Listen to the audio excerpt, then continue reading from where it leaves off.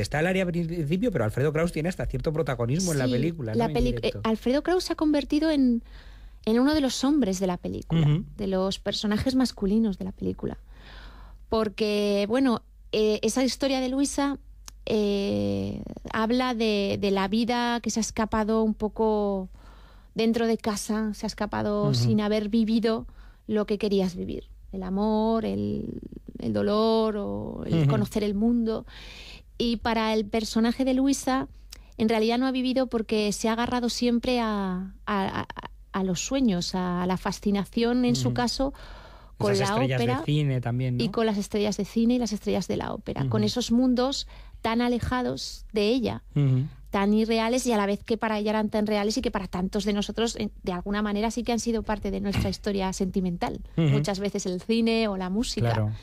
Y es como para Luisa, pues ella busca un amor, busca vivir un amor, pero quiere que sea como el hombre ideal, que para ella es Alfredo Kraus, que realmente es un hombre... Claro, esa elegancia, sí, yo siempre lo decía, digo, necesitábamos un hombre apolíneo, porque al principio en el guión se habló de, no me acuerdo ahora mismo cómo se llamaba este hombre, el marido de Scarlett O'Hara, Red Butler. Red Butler, sí. ¿Cómo se llama el actor? Sí, no me viene ahora. Bueno, Red Butler. Y hubo un momento que yo dije, es muy tosco y muy obvio. Clark Gable, es muy obvio. Además es un tipo de ese hombre tan hombre y con un poco de desdén hacia las mujeres. Sin embargo, Kraus tiene un punto muy elegante, ¿no? Sí, tiene esa cosa, pues eso sí, transparente, luminosa, de esos ojos azules, esa elegancia realmente de galán clásico, pero más apolíneo, más... más bello, en realidad, era un hombre muy guapo. Es curioso, es algo que no había pensado hasta ahora, pero Kraus, que es una persona que tuvo bastante ligazón con Zaragoza, curiosamente, ¿no? Que probablemente en esos años estuvo cantando, en los años donde se desarrolla la historia, estuvo cantando en el Teatro Principal. Probablemente. O sea, Luisa lo podría haber visto. Sí. Es algo que no había pensado hasta este momento, y que luego su último recital fue en Zaragoza. Su último recital con orquesta fue en Zaragoza, de un Kraus ya triste, con la tristeza evidente de que se había quedado viudo hace poco, pero con ese arrojo de querer salir al escenario y darlo todo y dar un fantástico recital, ¿no? ¿Tuvisteis cierto contacto con la familia de Alfredo Kraus? Sí, hemos tenido hasta, con una de sus nietas, yo sigo teniéndolo, y con la familia Kraus, con su hija, porque había que formalizar un poco los derechos, tenían que ver, porque como tú dices, no solamente era usar una de las áreas que cantaba su padre, sino usar la imagen de su padre, y ver qué imagen tenía la película.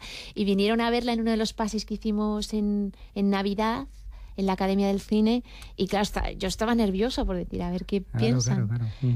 Y no, les gustó muchísimo la película, e incluso estaban agradecidas de ver a su padre ahí, porque sí que es verdad que es una figura pues que no sé por qué se ha olvidado, porque es una figura del... Sí, es verdad que salvo los muy aficionados, yo creo que a ellos les puede quedar el consuelo de que entre los muy aficionados a la lírica... Es una persona muy respetada y muy querida. Muy bien.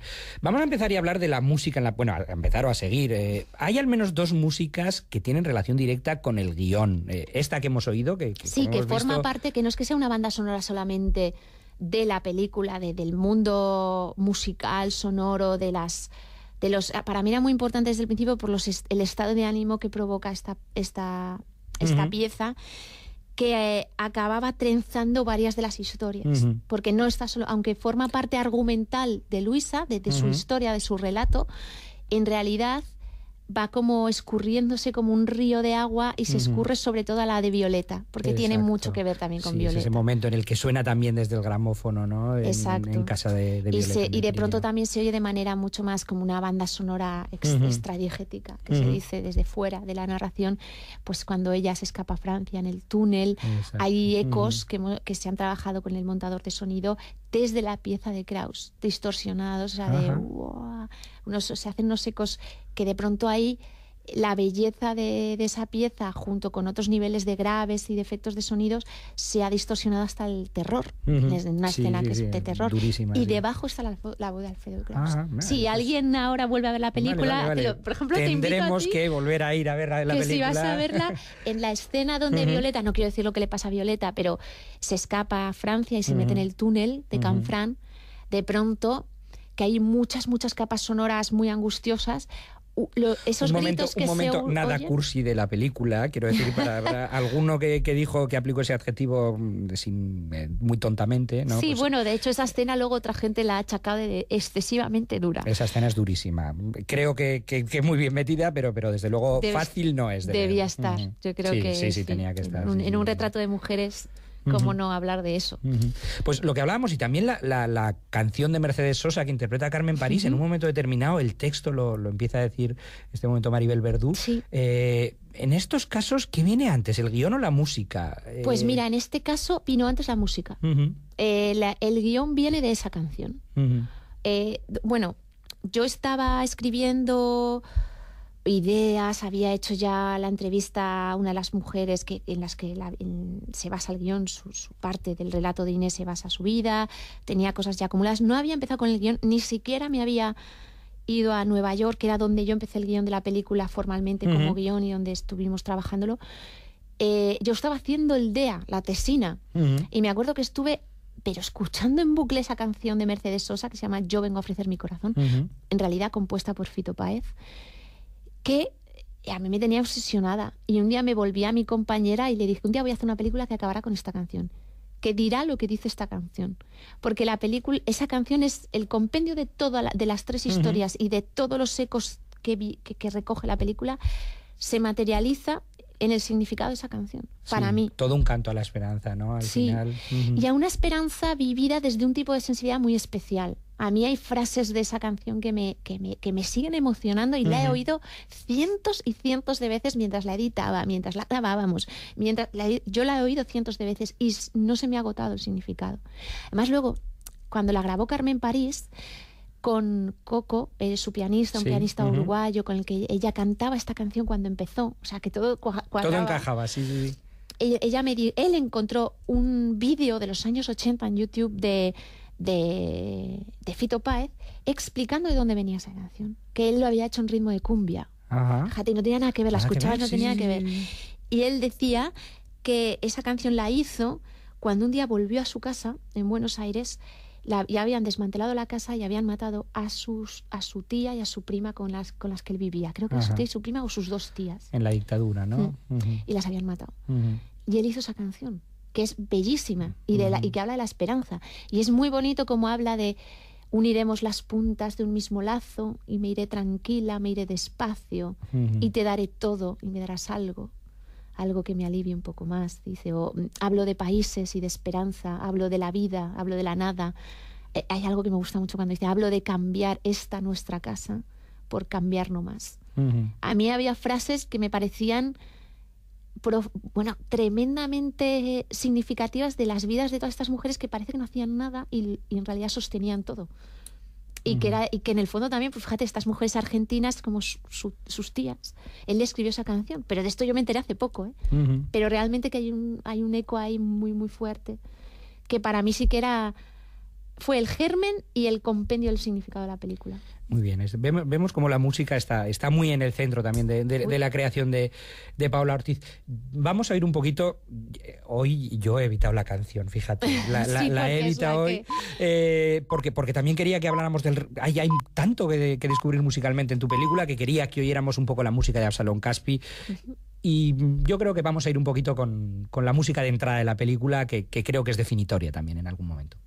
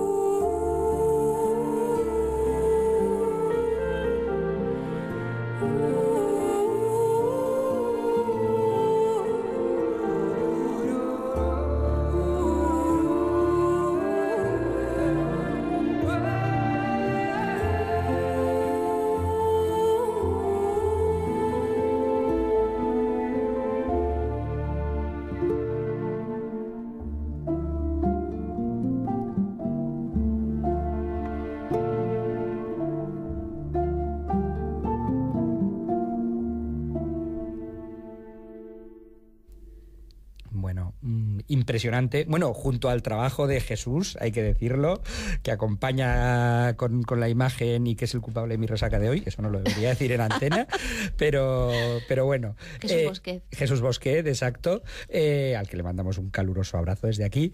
Tiene mucha fuerza la música de Absalón, ¿no? Sí, la verdad es que Avshalom Caspi, tardamos mucho en encontrar un compositor para esta película, porque era muy delicado, muy difícil. Yo me acuerdo que hubo un momento que yo te pasaba CDs de cosas de gente, tal. Estuvimos sí. barajando a mucha gente muy buena, realmente. Hay compositores muy buenos. En este caso, con Avshalom, la verdad es que reúne con una serie de requisitos muy, muy, muy sutiles. Es un hombre, primero culturalmente, es un hombre que vive en Londres, de Tel Aviv, tiene una cultura musical, una cultura clásica a la vez, las raíces esas judaicas que a mí me atraen muchísimo. Una de las cosas que estaban por debajo musicalmente de la película, son inmensas, sí. Esas raíces. Yo es algo que en años de programa he descubierto acercándome a músicos que, sin decírtelo además, sabes que son judíos, sí. Y se nota esa raíz. Totalmente. Y yo, una de las simientes también de la película en el espíritu lírico era la tradición sefardí. Esos textos de mujeres que siempre son, muchos son en femenino, y hablan a los árboles, a las montañas, al viento, que tiene esos textos tan misteriosos. Yo no sé, recuerdo ahora un montón que estaban ahí detrás y que Absalón conocía muy bien. Toda esa tradición que es muy sofisticada y a la vez es muy popular. Es popular, tiene una raíz muy fuerte. Una vez decidió el autor, una vez ya conocido y decidió que ibas a trabajar con Absalón, ¿cómo se decide en una película qué momento lleva música y qué momento no?